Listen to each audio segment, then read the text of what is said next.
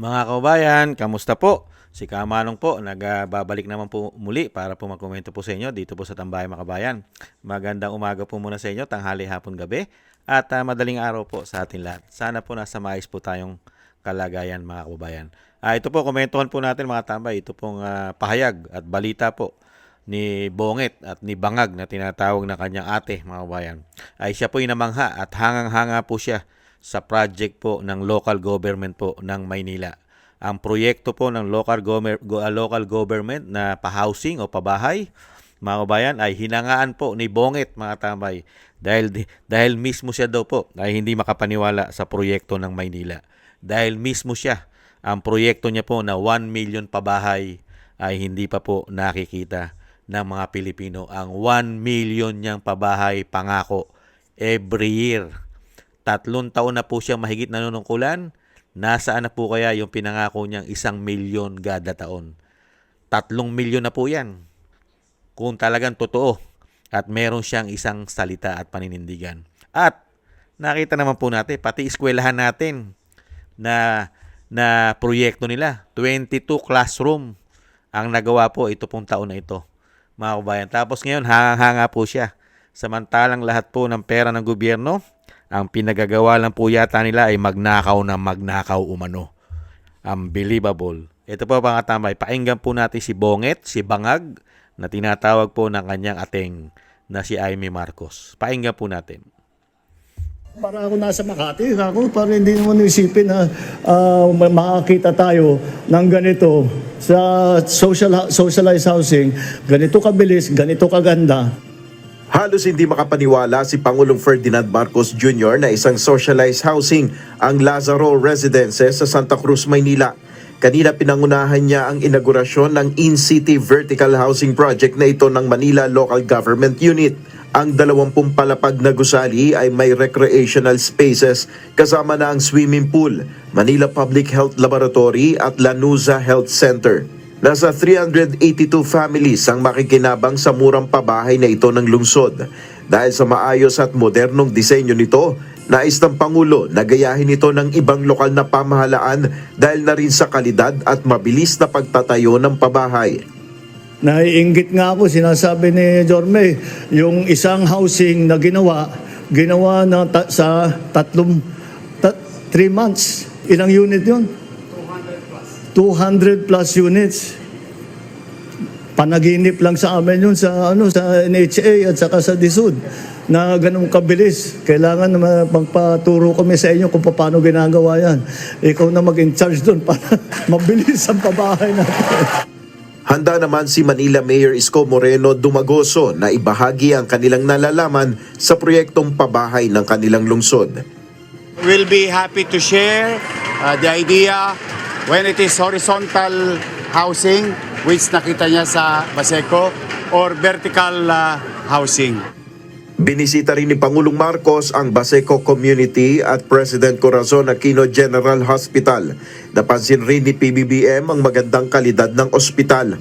Ayon kay Pangulong Marcos, prioridad ng kanyang administrasyon ng kalusugan. Muli, tiniyak ng Pangulo ang pagpapatatag ng healthcare system ng bansa. Marami po tayong natutunan na leksyon noong dumaan sa atin ang COVID at nakita natin na sa sistema natin, mga ospital natin, mga clinic natin, mga insurance natin, napakaraming pagkukulang. Kaya nung umupo ako bilang Pangulo, yan ang una kong naging priority. Nel Maribuhok, UNTV News and Rescue. Hindi po ba sinungaling talaga itong tao na ito? Napakarami, priority daw po niya. At marami daw po siya natutunan mga kabayan.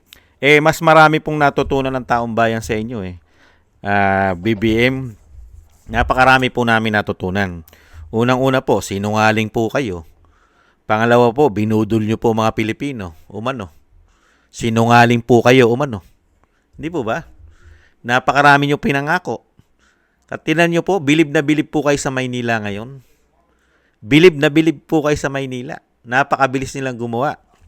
At pinipintasan nyo pa yung NHA, yung inyong departamento ng inyong housing program dahil wala po silang naipapakita sa inyo. Pero tuloy-tuloy po nagpopondo ang gobyerno ang taong bayan sa mga proyekto nyo. Hinangaan nyo, no? Ngayon, nagpapaturo pa kayo sa mayor ng Maynila. Dahil natututukan nila ang local government project katulad po ng pabahay ng Maynila. Nakita nyo po? Anong klaseng pangulo ito, mga katambay? Anong klaseng pangulo? Nasa kanya lahat ang asset, pera ng gobyerno. Nasa kanya lahat. Billion po ang pondo ng pabahay. Billion po ang pondo ng DPWH. Pero nakita nyo po, inggit na inggit. Isang pangulo, inggit na inggit sa Maynila. Inggit na inggit itong hindot na ito, umano. Anong klaseng pangulo ito? Ano pong achievement may pagmamalaki nito? Kinaiinggitan niya yung Maynila. Maynila lang yon. At ngayon, ini-encourage niya pa ang mga local government na gayahin ang Maynila. Palibasa, wala siyang maipagmamalaki na siya mismo ay gagayahin. Hindi kaya. Hinangaan niya, napakaganda ng proyekto. Kompleto, may swimming pool pa. Samantalang yung sa kanya, hindi niya maipagmalaki. Dahil magtatatlong taon na, wala pa rin yung pinagmamalaki niya na 1 milyon pabahay, taon-taon. Hindi po ba? At napakatindi po na ma-achievement ni Bonget na tinatawag na kanyang kapatid, the Bonget. Nakita niyo po yung kanyang programa, yung kanyang DepEd na siya po ang Commander-in-Chief. 22 classroom. Unbelievable. Napakalaki ng budget ng DPWH, napakalaki ng budget ng DepEd. 22 classroom. Itong taon na ito. Nakita niyo po katarantaduhan at kawalang hiyaan ito umano. Tapos dadaanin ka lang sa inggit. Pinagmamalaki niya ang Maynila. Unbelievable. Ibang klase ito. Palibasa ang pinagagawa nyo yata ay puro magnakaw ng magnakaw. Kasi lahat halos ng ahensya ng gobyerno ngayon ay may issue ng korupsyon umano. At ngayon, sinasabi mo, yan ang priority mo. Dahil nga nagkaroon tayo ng pandemic, at ngayon, yan ang iyong goal. Ang security, ang seguridad ng health system. Katarantaduhan pa rin. Kung yung PGH nga, nagre-reklamo yung doktor, yung mga doktor dyan, dahil noong panahon ni dating Pangulong Duterte, ang ating Philippine General Hospital ay binibigyan pa ng extra allowance, puwera pa rin sa pondo ng PGH. Meron pa siyang extra para makatugon pa sa mga ibang pangailangan ng mga Pilipino. Di ba? Binibigyan pa ng 100 million per month, every month. Tuloy-tuloy. Every month, 100 million. Tinanggalan mo. Hindi mo na itinuloy yung 100 million per month ng PGH. Tapos sasabihin mo magandang seguridad ng health system. Tapos yung PhilHealth kinuhanan mo ng mahigit 89 billion. At nailipat na 60 billion at sinasabi mo isasauli mo. Hindi pa rin naman na isasauli hanggang ngayon yung 60 billion na kinuha mo sa PhilHealth. Tapos paghagandahin mo ang sistema ng health system natin at hindi mo rin binigyan ng subsidy ang health system katulad ng PhilHealth. Hindi ba bangag ka lang yan? Hindi kaya nakatira ka lang umano ng pulburon at hindi mo na alam yung sinasalita mo at ginagawa mo. Napakahusay mo magsalita at hindi mo naman ginagawa. Puro ka lang salita at pangako. Kaya ka natatawag na bangag at bongit na iyong kapatid. At tinatawag ka ng taong bayan na mambubudol ka. At sanay na sanay ka lang magsinungaling. Puro kasinungalingan ang laging lumalabas yata sa iyong bibig. Tatlong taon ka na sa kapangyarihan, mag-4 na taon. Malapit ka na mag-4 na taon. Unbelievable. Pambihirang buhay yan. Tapos hinahangaan mo yung mga proyekto ng mga syudad katulad ng Maynila. Di lalo na pagka nasa Mindanao ka pa. Di masahangaan mo rin yung mga proyekto ng Mindanao doon sa Davao City. Dahil nga mismo yung Davao City ay gumagawa rin sila ng sarili nilang proyekto ng local government. Hindi po ba samantalang nasa probinsya yon? Nakita nyo, ganyan bang klaseng pangulo? Nasa kanya lahat, nagbabudget ka ng trilyon-trilyon, mahigit 6 trilyon ang pondo mo sa mga proyekto paggawain ng gobyerno. Tapos, ibang klase ka. History. History ka sa bansang Pilipinas. Isa kang history. Napakagaling mo na leader ng bansa.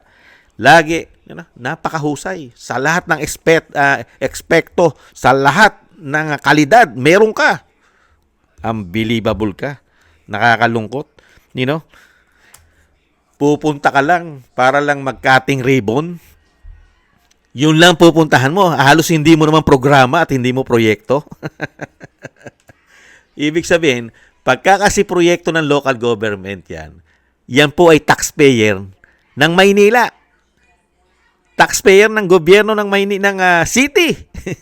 Dahil proyekto po ng local government yan. Ngayon, kung sasabihin mo na tinulungan nyo yan, kung tinulungan nyo yan, mas malaki pa rin ang gastos ng city government of Manila. Hindi po ba? Dahil proyekto nila yan. At alam naman natin na may kakayahan ng Maynila na magpagawa ng mga proyekto na kapakipakinabang sa taong bayan, lalong-lalo sa mamamayan nila, dahil malaki ang income ng Maynila. Malaki. Di po ba? Kaya nila. Kung yung gobyerno nga ngayon, napakalaki ng income lalo ng gobyerno ngayon dahil buong Pilipinas ay nagbubuwis at pumapasok din sa national. Luzon, Visaya, Mindanao, pumapasok ang buwis sa national, sa Malacanang. Hindi po ba? Kaya wala po may pagmalaki. Ang tangi lang po may pagmamalaki ni Bonget, ni Bangag sa mga Pilipino, mga kabayan, yung kanya pong pinagagawa na 3 taong pagnanakaw umano. Yan po. At ano pa? Yung 5,500 flood control, karamihan pa ay ghost project at napakarami pang napakahihina klase ng mga flood control na nasira nung bumaha at bumagyo. Hindi po ba? Yan, achievement niya po yan. At lalong-lalo po yung ginawa niya kay dating Pangulong Duterte at pagpapabagsak sa mga Duterte. Achievement niya po yan.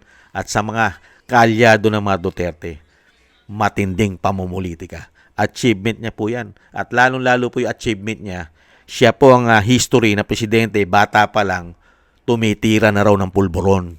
History po yon sa pagkatao niya. Bata pa lang siya. Kabataan pa lang. Gumagamit na raw ng pulburon ayon sa kanyang kapatid. Mga kababayan. Yan po mga kababayan, ang isang presidente ng Pilipinas sa ating panahon na naiinggit. Naiinggit po siya mga tambay sa proyekto ng Maynila. Hinahangaan niya at naiinggit siya. Siya po ang presidente nila, mga kababayan. Unbelievable. Maraming salamat po mga tambay sa nagusto po ng ating Tambay Makabayan sa YouTube at TikTok. At ganun din po sa mga subscribers po natin. Thank you po sa mga nagbibigay po ng tulong. Maraming salamat po at sa mga nagko-comment, like, share, and subscribe sa mga nagko-comment. Thank you po sa inyo mga tambay. Ingat-ingat po kayo at shoutout po sa inyo lahat. At syempre po, yung panalangin po natin sa ating pong lahat, sa ating buong pamilya, sa ating buong sambayanan, sa ating po, at sa pamilya Duterte na tayo pong lahat ay maingatan sa kapahamakan. At syempre po, yung dasal po natin na makalaya na po sa lalong mabilis ang dating Pangulo, mga kababayan. At syempre po, mga tambay, paalam po muna. Ingat-ingat po. Bye-bye.